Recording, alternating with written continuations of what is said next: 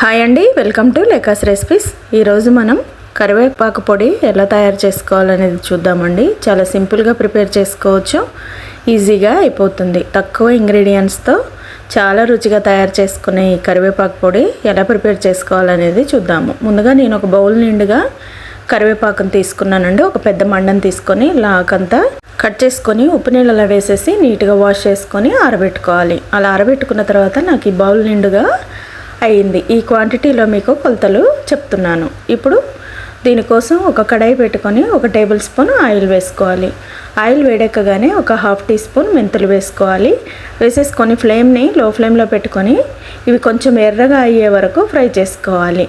1 నిమిషంలో ఫ్రై అయిపోతాయండి. ఇవి కొంచెం ఫ్రై అవ్వగానే ఇందులోనే 2 టేబుల్ స్పూన్ల పచ్చెనపప్పును వేసుకోవాలి. వేసుకొని ఇది కూడా 1 నిమిషం పాటు ఫ్రై చేసుకొని ఇప్పుడు 1.5 టేబుల్ స్పూన్ మినపప్పుని వేసుకోవాలి. మినపప్పు కూడా 1 నిమిషం పాటు ఫ్రై చేసుకోవాలి. ఇలా పూర్తిగా ఫ్రై అయిపోయిన తర్వాత ఇందులోకి 1.5 టేబుల్ స్పూన్ ధనియాలను వేసుకోవాలి. ధనియాలు కూడా కొంచెం ఫ్రై అయిన తర్వాత 1 టీ స్పూన్ జీలకర్రని వేసుకొని ఫ్రై చేసుకొని ఇవి కొంచెం మంచిగా ఫ్రై అయిపోయిన తర్వాత ఇందులోకి ఒక 10-15 మిరియాలను కూడా వేసుకోవాలి. మిరియాలు అందరూ వేసుకోరండి, మేమైతే వేసుకుంటాము. మిరియాలు వేసుకున్న తర్వాత అవి కొంచెం ఫ్రై అయినాక ఒక చిన్న రెమ్మ చింతపండును కూడా వేసేసి దాన్ని కూడా 1 నిమిషం పాటు ఫ్రై చేసుకున్న తర్వాత ఒక 10-12 ఎండుమిర్చిని వేసుకొని ఇప్పుడు వీటిని కూడా లో ఫ్లేమ్లో ఫ్రై చేసుకోవాలి. ఎండుమిర్చి కారంగా ఉన్నవి వేసుకుంటే మనకి పొడి కమ్మగా ఉంటుంది. ఇప్పుడు ఇలా మంచిగా ఫ్రై చేసుకున్న తర్వాత వీటిని తీసి ఒక ప్లేట్లోకి వేసుకోవాలి.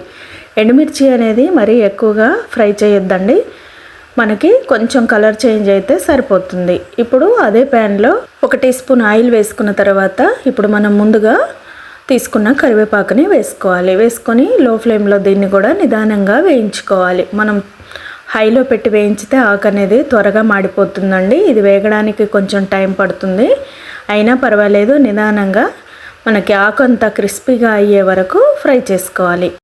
ఇలా ఫ్రై చేసుకున్న ఆకుని వేరొక బౌల్లోకి షిఫ్ట్ చేసుకోవాలి. ఇది కొంచెం చల్లార్చుకోవాలండి, అప్పుడు ఇంకొంచెం క్రిస్పీగా తయారవుతుంది.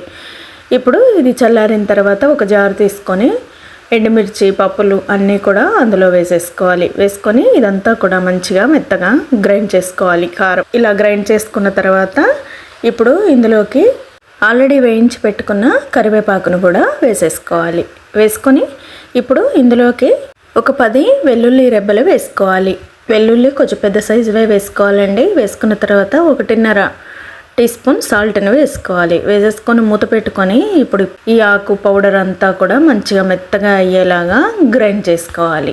మెత్తగా అంటే మరి బాగా మెత్తగా కాదండి, మనకు కొంచెం పలుకులుగా ఉండేలాగా, అంటే మీకు చూసి ఈ విధంగా గ్రైండ్ చేసుకోవాలి. ఇంకా మెత్తగా అంటే మనకి అన్నం పెట్టుకొని తింటుంటే నోటికంతా చుట్టుకుపోయినట్టుగా ఉంటుంది. అలా కాకుండా లైట్గా నూకగా ఉండేలాగా, రవ్వగా ఉండేలాగా గ్రైండ్ చేసుకోవాలి.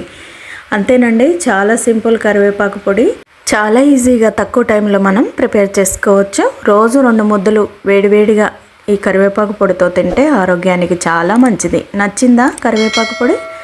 నచ్చితే లైక్ చేసి ఫ్రెండ్స్కి ఫ్యామిలీ మెంబర్స్కి షేర్ చేసి లేకాస్ రెసిపీ ఛానల్ని సబ్స్క్రైబ్ చేసుకోండి. Thank you.